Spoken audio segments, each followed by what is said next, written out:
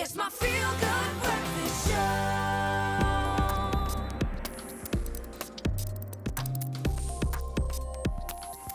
It's a Monday morning. We're live, large and in charge. Thanks for joining us on your Feel Good Breakfast show. And of course, right now, time for us to quickly take a look at some of the news making headlines from the tech world, where currently the United States and China are locked in a trade war that is having some nasty effects on the tech industry. President Trump has imposed some very strong restrictions on business between America and Chinese tech companies. So the big question is, what effect is this going to have on us? That's where we bring in our tech expert, Bryan Smith, to join us and unpack these things. Oh, he's doing it again. He's building a wall. It's going to be huge. It's a technology. It's a huge wall.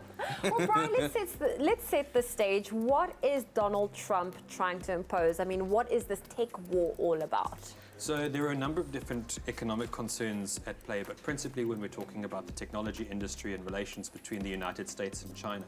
One of the major allegations, which is still unproven and needs to be thoroughly tested before I think we can really get into and discuss the merits of it, is actually spying. Yeah. If you consider the prevalence of Chinese products in the market nowadays, that's including smartphones as well as the network towers which you would use to receive and maintain a cellular mobile data connection from, there have been allegations and inferences that Chinese companies are essentially using some of the electronic devices, such as smartphones, to track and catalog users' behavior across a breadth of applications, as well as the fact that if you consider that network towers also provide a great bird's eye overview of essentially what traffic or behavior is coming from specific users' patterns, whether they're on their device or using an array of smart devices. Yeah. So with this trade war currently underway, what does this mean for Chinese manufacturers then in relation to the United States? Now that essentially is the elephant in the room. Yeah. If you consider at the moment, Chinese manufacturers over the past couple of years have really stepped into the forefront and generally are producing some really amazing devices that are pushing the boundaries of what we regard as consumer technology.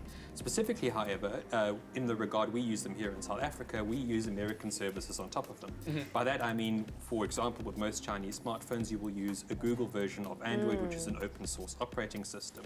With this trade war in place, it means that Chinese operators, Chinese device manufacturers will no longer be able to access the same kind of services that we have grown used to.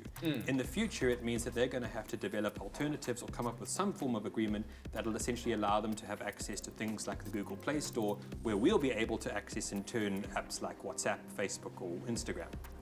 Wow. That's quite scary if you think about it, because essentially what the Chinese devices, are you saying what Google is doing is the same as what the Chinese devices are potentially doing in terms of spying and data collection?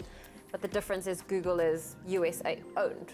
So if you consider the real difference between the two is that Google is, of course, an internet software company. So Google obviously has a breadth of applications that they can use to track your online behavior. However, it generally stops in that regard because Google isn't necessarily the world's biggest hardware provider. Okay. From a hardware level, such as a Chinese manufacturer, you actually have a greater breadth of information that you can track, specifically as well as if you're involved in networking.